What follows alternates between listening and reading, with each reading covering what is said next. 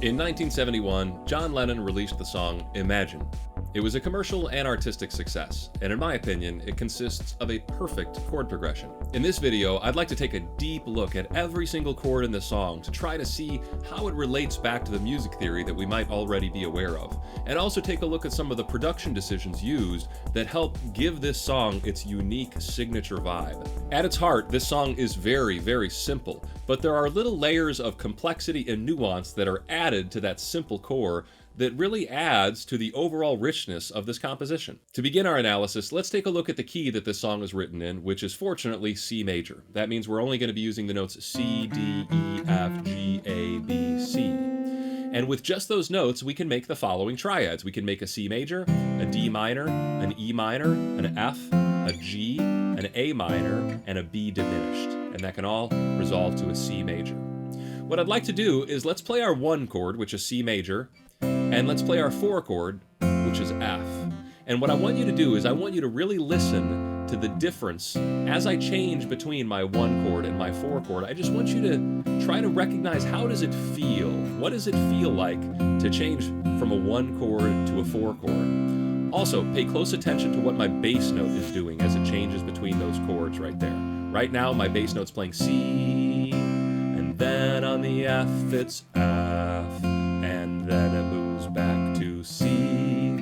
So the change of a 1 chord to a 4 chord is a pretty strong change. It's a kind of a soft landing change, but it's a bold, direct change from 1 to 4. And I want you to feel that it's a very distinct, clear, cut and dry chord change.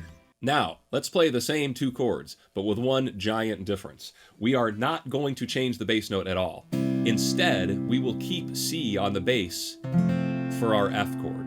And that would simply be thought of as a F in second inversion, because C is in my F chord.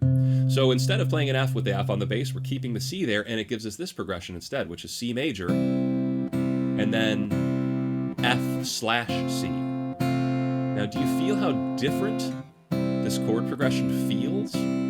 It's the same progression, but hopefully you agree that it doesn't feel as bold, it doesn't feel as big, it feels a little smoother. We have that constant reminder of our tonic, C on the bass. That tether back to home bass kind of makes this chord progression just a little slidier, a little more mellow, less direct, less confrontational. When a bass note stays the same across 2 different chords like this, we consider it to be a pedal tone. And it's a pretty common thing to hear, especially across the 1 chord and the 4 chord.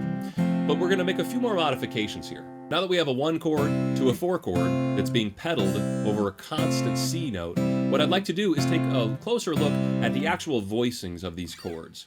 High notes in the higher register have a tendency to sound and feel a little brighter and a little happier. Meanwhile, low notes have a tendency to elicit a more foggier or hazier vibe.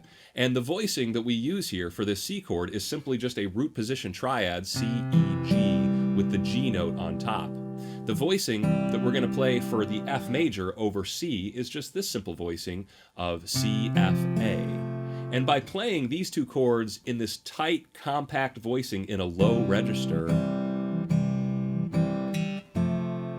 it might sound a little foggier, a little hazier, a little less lucid than if we played the same exact chord progression up here in a higher voicing. And keeping in mind that, the song is called Imagine, I'm pretty sure it's supposed to elicit that daydreaming kind of feeling, and the arrangement of keeping it in that lower, muddier register between those 2 chords, I think is a big part of kind of giving it that daydreamy vibe. Now that we have this simple little compact chord progression of C major to F major slash C, what I'd like to do is modify things a little bit.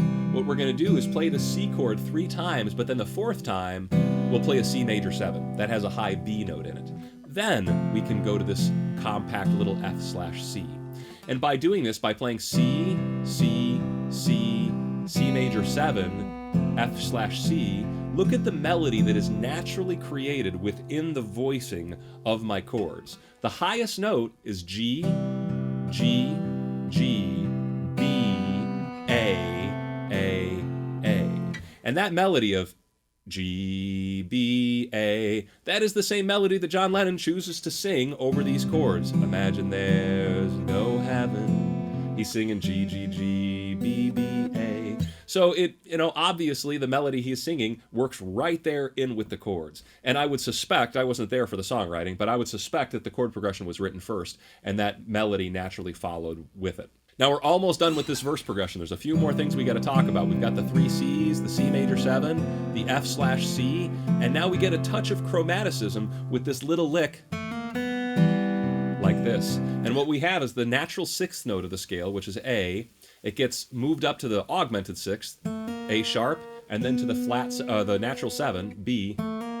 So it's some chromatics going up to the 7th note, and that kind of implies, it kind of nudges us towards the tonic, right? It kind of implies that we should go, that would be like the natural way that note is heading, up to a C. But instead of resolving up to a C, they resolve us down to a G. And I think that's a funny signature movement of this entire song. Even though we're supposed to be talking about chords here, this little passing tone between those natural notes is maybe the most distinct element of this entire verse riff. That quirky little passing tone there to kind of drop us back down to that G note. Now, there is one more thing we have to talk about regarding this verse riff. After we are done with that little chromatic scale run, it's pretty common to resolve to a C add 9, that added D on top. The only problem is in the production, it's very inconsistent.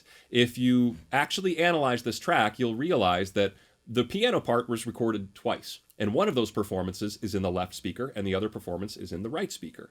And it's actual 2 different performances, and he didn't play the exact same thing both times. So there are moments where there is that little D note floating around in there. There are moments where it isn't. There's moments where one piano's playing and the other one isn't. It's very inconsistent, and it doesn't seem to come up at a traditional time. So my advice for you if you're performing this is just use it to taste. If you like the sound of that 9th in there, then use it when you want. I personally do enjoy the sound of it just resolving back down to the C triad. But obviously, both are completely legitimate there if you listen to the song. Another thing to keep in mind is it's not that common to double-track pianos in the style that we just talked about right there. And I think it's another reason why this song sounds so imagine-y, daydreamy, hazy, cloudy. It gives it this natural chorusy, reverby, phasey effect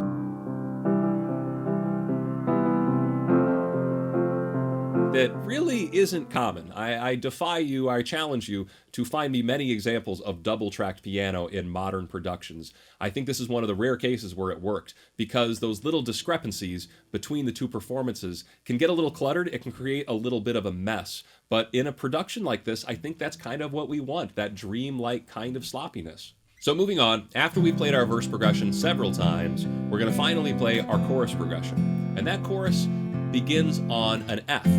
A real F in root position. And in my opinion, this feels like a brand new chord. It feels like this is the first time we've heard an F chord in the entire song, because every time we heard it before, it was inverted, and it didn't have that weight, that big drop down on the bass. So it feels to me like a brand new appearance, like the first time we've ever heard it.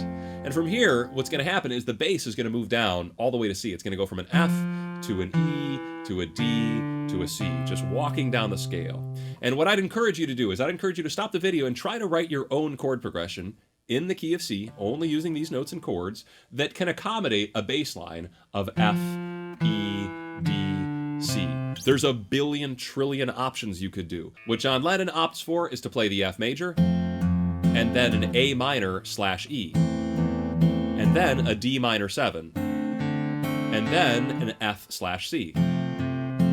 Now, this F/C, I'm going to say, is a mystery chord. It's played differently both times, and it's another one of those things where if you listen to each piano track on its own, it's a little different. So I feel there was just a little bit of sloppiness in there in the actual recording that makes it very difficult to deduce exactly what chord this is, because sometimes I hear a G in there, which wouldn't make it an F/C. So I could accept other interpretations of this chord. You might just call it a C major, but I'm going to give it my best shot and call it the F/C. Anyways, after that, so we had the F, A minor / E, D minor 7, F/C, and then finally we get the dominant chord, G major, for the first time. Then we're going to add in the 11th, and then we can make it a G7. And of course, G7 is going to help us resolve back to our tonic of C major.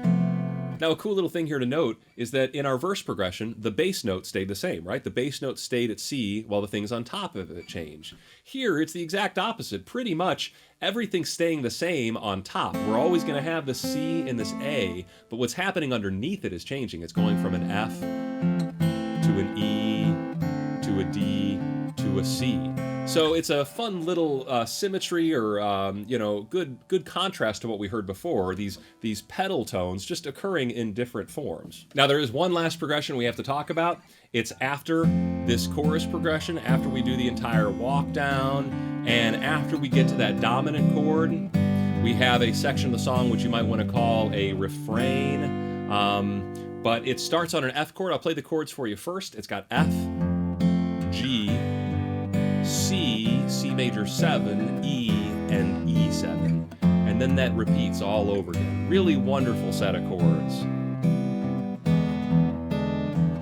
And what I'd like to do is let's take a look at these chords, but let's just rearrange the order a little bit. If we started all of this chord progression on the chord C, it would make a lot of sense. It's a pretty common thing to see C major, E major, or E7, and then F, and then G. This is a really common progression. C, E7, F, and G resolving to C. That's what we've got, except we're starting it on F. So it's a pretty funny kind of roundabout way to dance about our tonic, where the tonic isn't actually occurring until the third chord. We've got this chord, and then finally here, that's our actual root, right? And then so finally, that's where it resolves at the end of the song, and finally resolves on that C major. But there's a little bit more to talk about right here. F is my 4 chord, G is my 5 chord, C is my tonic. By making it a major 7th chord, it kind of brings a little bit of interest in there, brings the voicing down, and helps me get into an E major chord, which also has a B in it. Now E, I'm going to consider as a secondary dominant. This is an advanced topic that I have taught in my video on secondary dominance, but essentially E major should pull us to an A minor chord. That is the natural landing zone after an E7 is an A minor. And they don't do that here. They just use it as a nice little harmonic device to add interest. I think of it as a major 3 chord instead of really a secondary dominant, because it's not functioning as a secondary dominant, it's functioning as a cool chord with tension. So instead of it resolving us to A minor, it doesn't really resolve to F, just goes to F, which pulls us up to G, to finally temporarily resolve to C, C major 7, E major, add in the 7th right there. So it's just a lovely set of chords, and it's a great use of that major 3 chord, which I mentioned in my secondary dominant video, is probably the most common chord to C that is out of key. If you find a chord that is out of key, and if it's not a borrowed chord, if it's probably going to be that 5 of 6 chord. Very, very common to see. Now, many of us would agree that John Lennon was a brilliant songwriter, but hopefully you would agree that this isn't really that complicated. This is really basic stuff with just little levels of nuance added in. I mean, 99% of this all derives from the C major scale, and then there's a little bit of chromatic interest and a little bit of secondary dominant. It's just lots of good songwriting choices. The choice of inversion, the choice of having a pedal tone, the choice of when to present a chord in root position, the choice to double track a piano and make it sloppy and bad and hard to actually, determine what's going on there. These are all good musical choices that all add up to the production that we call John Lennon's Imagine. But at its heart, it's just really simple. 2 chords, C and F. So I've mentioned this before in my videos. I've said it like a mantra. It's not about what you write. It's about what you do with what you write. A million people have written a chord progression that just goes from 1 to 4.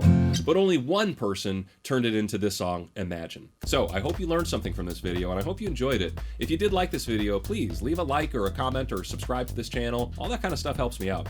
If you really like this video, you can consider joining my Patreon page, which is for members that like to support these lessons going forward. Really, these lessons would not exist if it were not for my Patreon supporters. So they do deserve your appreciation and mine as well. Thanks for watching, and I'll see you soon.